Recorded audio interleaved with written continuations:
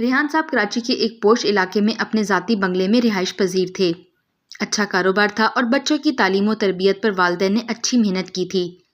ان کی منجلی بیٹی شاہین ذہنی طور پر معذور تھی۔ وہ اس کو اسپیشل بچوں کے اسکول بھجواتے تاکہ بچی کو اپنی معذوری کا احساس بھی کم ہو اور اللہ تعالیٰ کے حضور بھی وہ اپنے حقوق کی بجا آوری پر سرخرو ہو سکیں۔ دن گزرتے گئے اور ریحان صاحب کی بڑی بیٹی سمیرہ تعلیم سے فارغ ہو گئی۔ شاہین اب گھر میں والدہ کا ہاتھ بٹاتی اور چھوٹا بھائی زبیر اپنی تعلیم کے علاوہ اپنے والد کے ساتھ کاروبار میں شریک رہتا۔ تعلیم کے مکمل ہونے کے ساتھ ہی سمیرہ کی شادی کے بارے میں اس کے والدین کو اس طرح فکر لگ گئی جیسا کہ ہمارے معاشرے میں رواج ہے، مگر خدا کی رضا یہی تھی کہ پہلے پہل کچھ ڈھنگ کے لوگ نہ آئے، اور جو آئے وہ شاہین کی ذہنی حالت سے کسی انجانے وہموں میں پڑھ کر بات ختم کر دیتے تھے۔ سمیرہ ان حالات سے پریشان نہ ہوئی بلکہ اس نے وقت کا بہترین استعمال کیا اور کچھ کورسز اور ایک اسکول میں جاب شروع کر دی۔ اس دوران بھی جو رشتے آتے رہے وہ شاہین کی معذوری کو وجہ بتاتے اور یہی سوچتے کہ کہیں اولاد میں یہ مرض نہ ہو جائے۔ سمیرہ 30 سال کی ہو گئی تھی۔ ریحان صاحب کو ان کی بیگم نے جو پہلے صاف ستھری بات کرنے اور سچائی کے ساتھ رشتہ بنانے اور نبھانے پر یقین رکھتے تھے، اپنے انداز بدل لیے تھے۔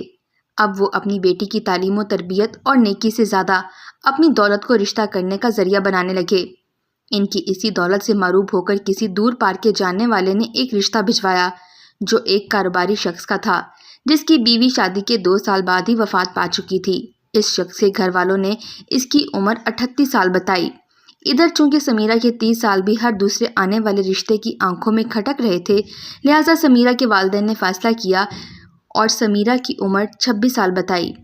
اس بار شاہین کا معاملہ جہیز گاڑی بنگلے میں دب گیا، مگر سادہ سی بات ہے، نہ تو یہ کوئی ایک دن کی پارٹی میں سلام دعا کی بات تھی اور نہ ہی فیس بک پر ہونے والی دوستی کے جھوٹ چل جاتا۔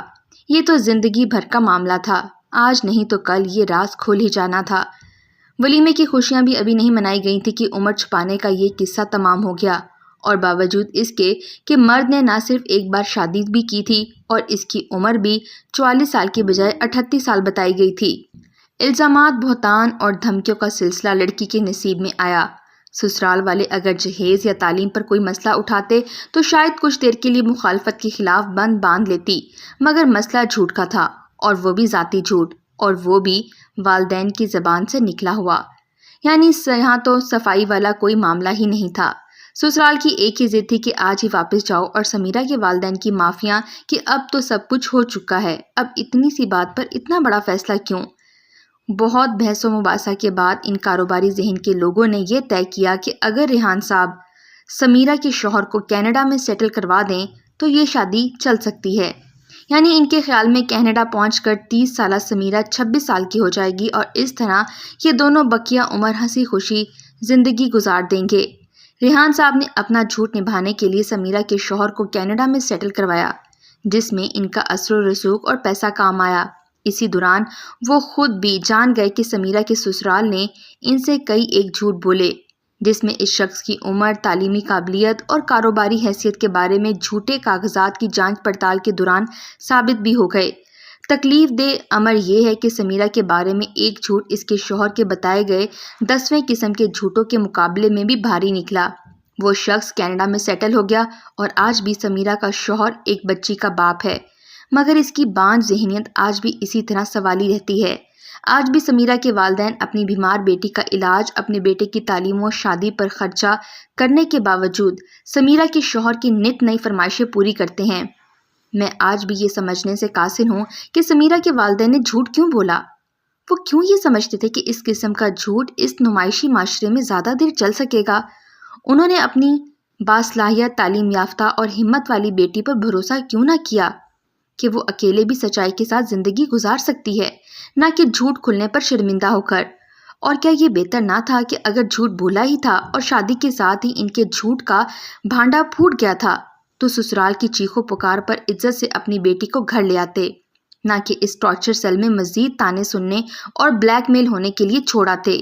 اگر وہ ایک مرد کو جو اپنے کردار میں بالکل بانجھ ثابت ہوا کینیڈا سیٹل کروا سکتے تھے تو کیا وجہ تھی انہوں نے ڈبے کے باہر آ کے نہ سوچا؟ کیا یہ اچھا نہ ہوتا اگر سمیرہ کے شوہر کی بجائے اپنی سمیرہ کو ہی کینیڈا میں سیٹل کروا دیتے؟ ہو سکتا ہے آج وہ کسی کی بیوی نہ ہوتی، مگر یقیناً کسی ٹارچر کیمپ میں بیٹھے اپنے والدین سے نت نئی فرمائشیں بھی نہ کر رہی ہوتی، نہ ہی کسی خاوند کہلانے والے بیکار مرد کے ہاتھ بلیک میل ہو رہی ہوتی۔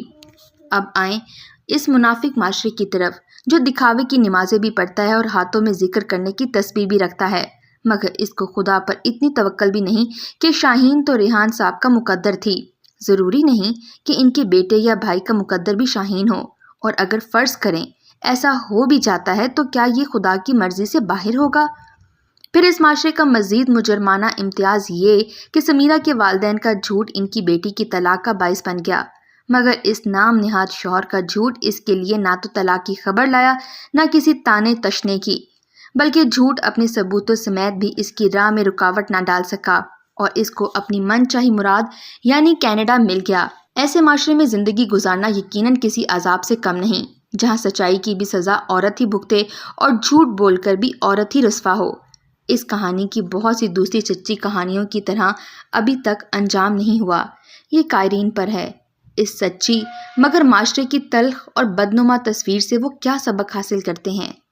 وہ کم عمر بچی بولتی جا رہی تھی۔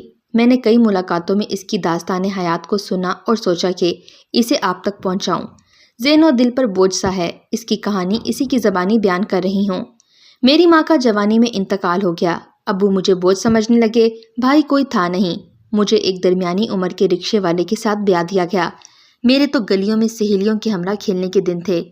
جب مجھے معلوم ہوا کہ اب کھانا بھی پکے گا اور مٹھائی بھی آئے گی تو پیٹ بھرنے اور نیا جوڑا ملنے کے تصور سے بے حد خوش ہوئی، اور خوشی خوشی چند دن پیٹ بھر کر کھانا بھی کھایا۔ میرے میکے میں تو غربت کا راج تھا، ابا کسی طرح مانگ تانگ کر 2 روٹیاں اور بچا ہوا کھانا لے آتے، وہی رات گزارنے کے لیے کافی تھا۔ خیر مجھے شادی کے فوراً بعد پتہ چلا کہ میں ماں بننے والی ہوں۔ شوہر کا رکشہ خراب ہو گیا اور وہ گھر بیٹھ گئے۔ اب جب کہ میری طلب خوراک بھی بڑی تو میں روٹیوں کے ٹکڑوں میں سے تازہ ٹکڑا نکال کر کھاتی۔ کچھ ہمدرد لوگ پڑوسیوں کو معلوم ہوا تو وہ کھانے کی چیزیں اور دودھ دے جاتے، جو رکشے میں سے بچت ہوتی وہ مکان کا کرایہ دے دیتے۔ مکان کا کرایہ نہ دیتے تو مالک مکان سامان باہر پھینکنے کی دھمکیاں دیتا، پورا محلہ اکٹھا ہو جاتا، میرے دکھوں میں اضافہ ہوتا، اور میں نے کئی بار مرنے کے بارے میں سوچا، سوچ سوچ کر ذہن معاف ہو جاتا کہ کیسے گزارا کروں۔ ابھی ایک بچے کا بوجھ نہیں سنبھالا جا رہا تھا کہ دوسری بچی پیدا ہو گئی، جسے میرے ایک بے اولاد رشتہ داروں نے گود لے لیا۔ راتوں کو اٹھ کر میں تڑپتی اور روتی، خود سے باتیں کر کے خود ہی سو جاتی کہ چلو بچی دودھ تو پیتی ہوگی، آرام سے رہ رہی ہوگی، پرورش تو میں نے کیا کرنی تھی، مجھے خود کون سا کوئی عقل سمجھ تھی۔ ماں کی ممتا کو سلا دیتی، فاقوں پر فاقے ہونے لگے، میرے دن مانگ تانگ کر گزرنے لگے، رکشہ کبھی خراب ہوتا تو کبھی ٹھیک ہو جاتا، میں مایوس نہیں ہوئی اور دعا کرتی رہی۔ غربت اور مایوسی کے سائے اور گہرے ہو گئے۔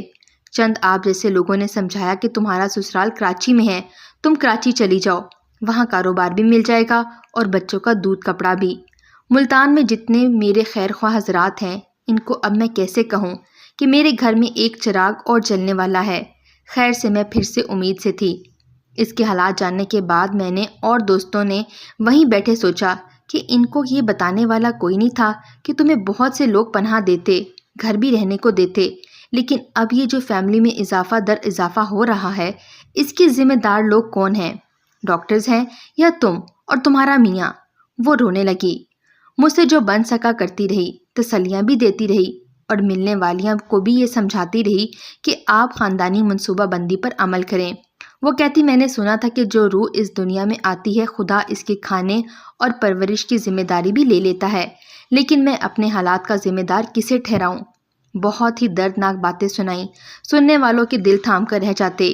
نیند تو راتوں کو یوں بھی نہیں آتی تھی۔